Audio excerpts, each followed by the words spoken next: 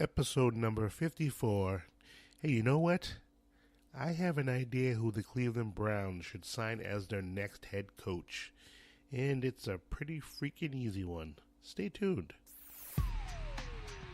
Welcome to The Sports Perspective, an American football fan cast about the New England Patriots and also news from around the league. Here is your host, Roy. Hello, everybody. It's Happy Halloween Eve. Tomorrow is Halloween. Yes, I'm recording this on Tuesday, October 30th. So, Happy Halloween, everybody. And as I said at the top of the show, I do know who the Cleveland Browns head coach should be. And we're going to go over the Patriots versus the Bills. But we're going to get into some news.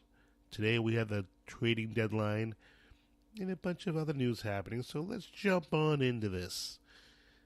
Yes, I love telling this story. I've been telling everyone this story all day. I've been so happy about this. The Bucks. The Bucks have benched Winston. Jameis Winston has been benched again after throwing 4 interceptions. I saw this coming. I knew this would happen. You had Fitzpatrick. He had a bad game or two. Leave him in there. And yeah, they put him in the game. They shouldn't have benched him to begin with. They're a bad team. Just leave Fitzpatrick in there. There was no reason to bench him. Fitzpatrick is a hot and cold kind of quarterback. You ride him when he's hot. You hope he doesn't stay cold too long. And you bear with it, you deal with it. Jameis Winston is not going to win you anything. To all you Bucs fans, he is not the answer. I guarantee you this. He's not the answer. There is no freaking way he's the answer. None. None whatsoever. And there were rumors that there was tension with the Browns coaching staff. Well, that story was apparently true, because the Browns fired Hugh Jackson and the offensive coordinator Todd Haley, and defensive coordinator Greg Williams will be the interim head coach, with the running back coach Freddie Kitchens to be the offensive coordinator. Man, you have a young quarterback and all this chaos going on. They started so promising at the beginning of the season. What happened? Everyone I know was looking forward to watching Cleveland Browns games. Right? You're thinking, holy Jesus, who the hell would want to watch a Cleveland Browns game? Me. They were interesting. They were becoming something fun to watch. They had a potential young quarterback. They had a young team. They were building something. And then all this happens. You remember why Cleveland is Cleveland. This is a huge moment in the Cleveland Browns history. This next coach they hire will determine where they go from here. And I know you're like, yeah, I know. But do you really? Think about this for a moment. Whoever they hire is going to have his hands on a young quarterback who has loads of potential. You could easily screw him up. Screw up the organization for another 10 years. I have the answer that will prevent that. I know the answer. And it's right in your face. It's a little crazy, maybe. I don't think so. You ready for this? His name, Lincoln Riley. Who is Lincoln Riley? Well, he was Baker Mayfield's coach in college. And apparently he has been impressing NFL scouts with how he groomed Baker Mayfield for the NFL to begin with. And he's being called the next big offensive guru for the modern NFL era. That's what scouts think of him right now. Think about that. The guru for the modern NFL era. You better sign this guy up right now. What's the worst that could happen? You suck for another 10 years. Yeah, you suck for another 10 years. Well, you're sucking now, so does it really matter at this point? Take a chance. You may not win 1 billion games, you may not win the Super Bowl, but I bet you'll create excitement for your team, for your area, for your region. It cannot get any worse. Baker Mayfield has the potential to be a awesome quarterback.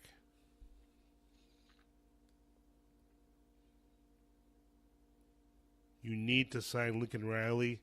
Let him work with him. Let him fix his issues that he obviously has, because no one in that organization has a clue what they're doing, apparently. So if anyone from Cleveland is listening to me, I am the great Roy Deeney. Sign Lincoln Riley. You won't regret this. Mark my words. I'm telling you, you need to sign him. Now, today, October 30th, was the trading deadline. And there have been some moves made, and there was some I found interesting, and I figured I'd share them with you. Now, some are good moves, some are bad moves, who cares? But these are just some moves that caught my eye. The Packers have traded Clinton Dix to the Redskins. So the Packers, whose defense wasn't that great to begin with, trades a defensive player. Wah, wah. Okay, good luck to you. I'm happy for the Redskins. They'll get a little better. Clinton Dix isn't a great player to begin with, but he's a player anyway. And time will tell to see how the Packers defense responds to this. Will this make them a better defense? I doubt it. We'll find out on Sunday night, that's for sure. Now, a good Rams team just acquired another pass rusher. The Rams acquired the Jaguars pass rusher, Dante Fowler. That's a cool move for the Rams. You just made your defense that much more tougher. Good for you. And after the colossal fumble last week, the Green Bay Packers traded Ty Montgomery to the Baltimore Ravens. Well, apparently there's drama there. There's people questioning whether he did what he was told and blah, blah, blah, that he doesn't follow the rules and all kinds of stuff. I don't know what's going on. I don't know if this was a disciplinary kind of thing, like get him out of here before he causes more trouble or what, but something shady going on there. Might want to keep an eye on that in Baltimore. The Detroit Lions actually traded Golden Tate to the Eagles. I so would have loved to see Golden Tate in New England. Can you imagine him on the Patriots? Josh Gordon, him, Edelman, Gronk. It's pretty awesome. But it ain't going to happen. Not going to happen at all. And in some other news that broke today, the quarterback that I wanted the Patriots to draft, well, apparently Kyle Loletta, who I was drooling over, was arrested after a traffic incident. Yeah. And this apparently happened when he was driving to the team's facility. This is being reported by NFL Network's Mike Garafolo, but was first reported by NewJersey.com, NJ.com.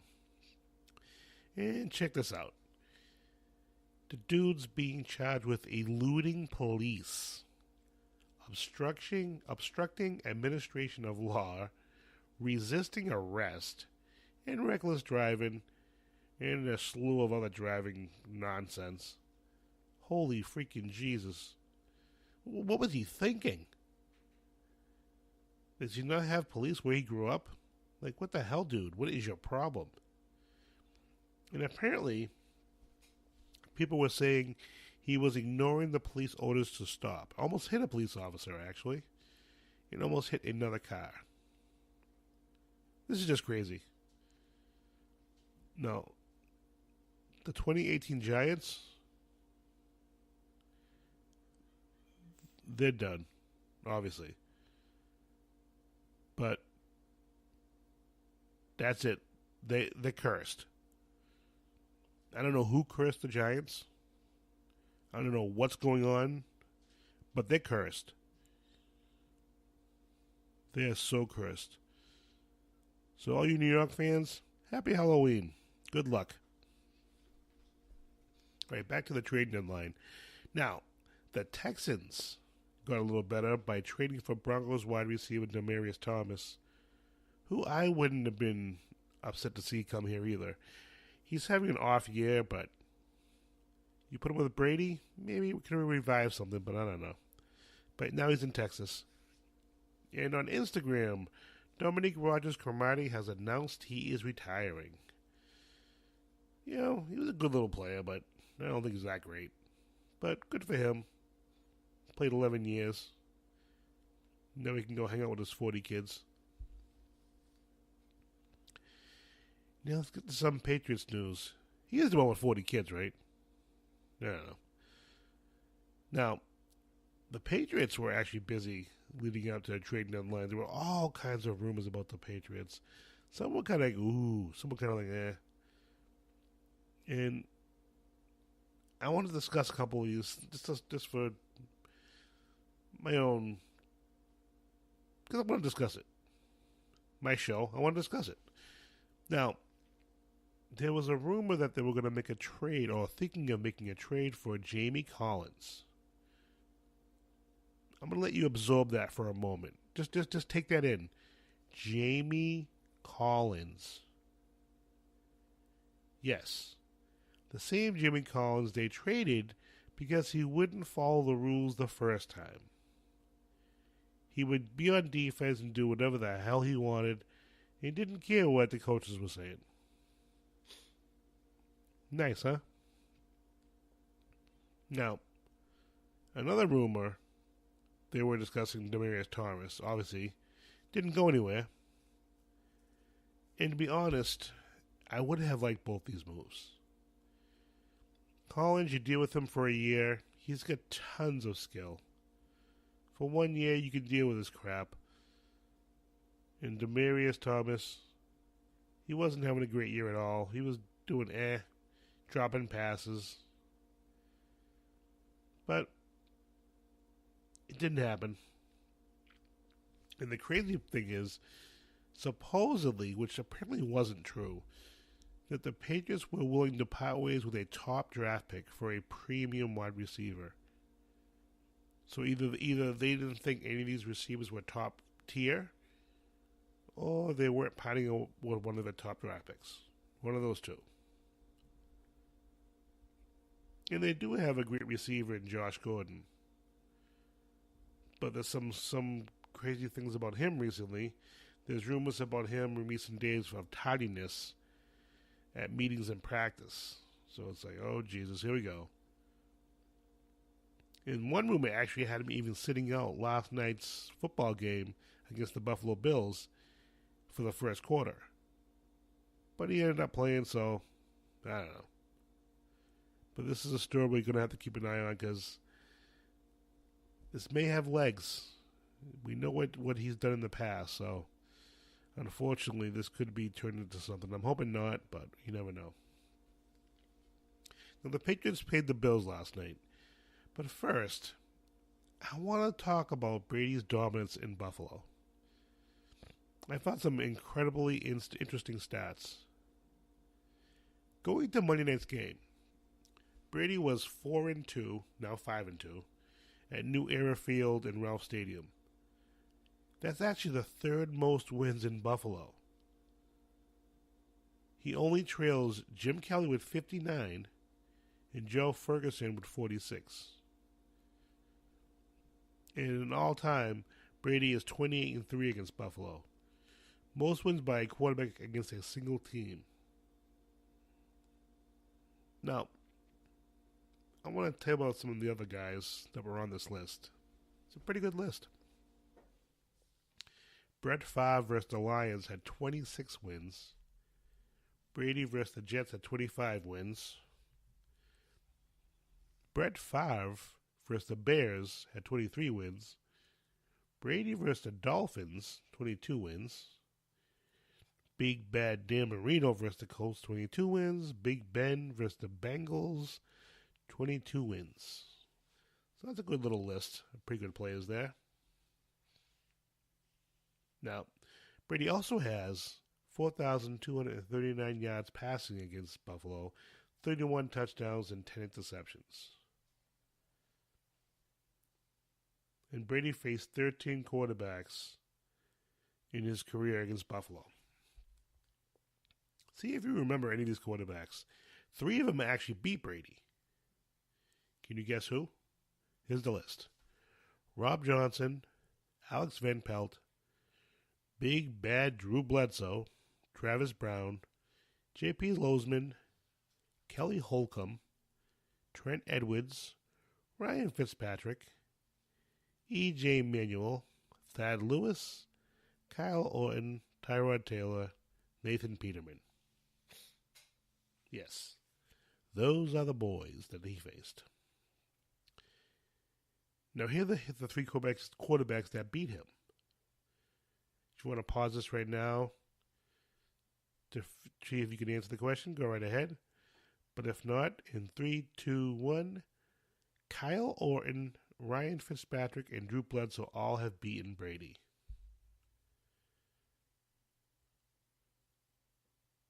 I thought those are pretty cool stats.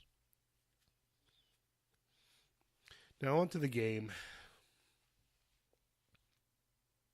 You know, Monday night games are great when there's a lot of action. But this game was just a total field goal fest for 3.5 quarters. I don't know if it was great defense or the Patriots offense they just sputtered. They sputtered in the red zone. And Buffalo's offense, they're just not good. They're just not good.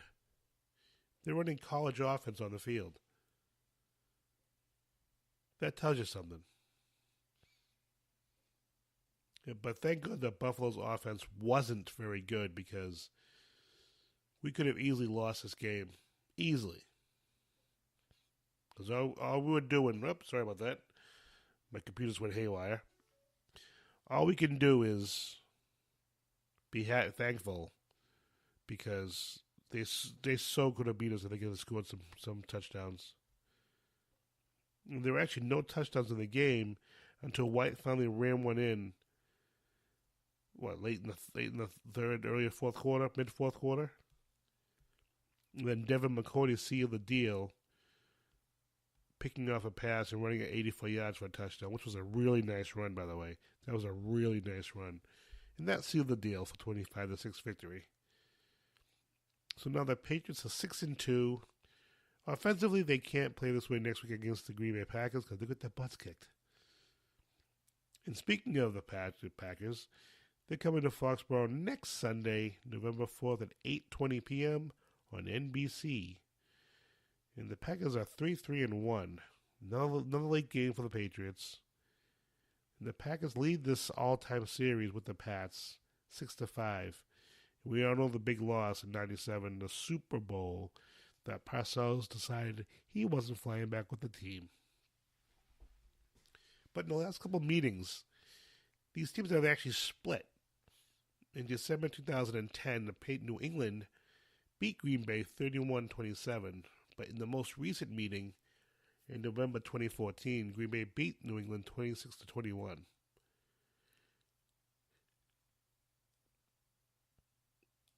So, take that what you will. The whole team has won the last 2 meetings. The big boys in offense for Green Bay are Aaron Rodgers, Devontae Adams, he's becoming an awesome receiver, and running back Aaron Jones. Now for the Patriots, injuries have definitely been a big issue for this team. Definitely been an issue. Dante Hightower did not play last night. Eric Rowe still hurt with his groin injury. Lyndon Roberts, who has a groin injury, left the game last night. They're becoming a mash unit. And this is one of those games where hopefully no one else gets hurt, first of all. Secondly, these offenses are going to put up a lot of points, I'm assuming. So this could come down to defense. Yep, I said it, defense. Which defense can make the big stop when needed? Can either one of these defenses do that? We saw what happened against Kansas City. But it's a home game, so I give New England the edge because it's a home game. Though that being said, New England tends to have a tough time once in a while against a top team at home, especially during the season. So every so often they can sputter a bit against a good team, but we'll see. Will they sputter against Green Bay? Or will they dominate Green Bay? Will it be a close game? Let me know in the comments. Let me know. All right, everybody. This is the show for today. If you're listening on Spreaker, Google Podcasts, Stitcher, Spotify, like and subscribe, Apple Podcasts, subscribe, rate, and review. And if you have any questions, comments, or want to give your perspective on what was discussed, hit me up on Facebook, Roy Brady, email, sportsperspective17@gmail.com, Twitter, Roy Brady Jr. Till next week, have a good one, everybody, and happy Halloween.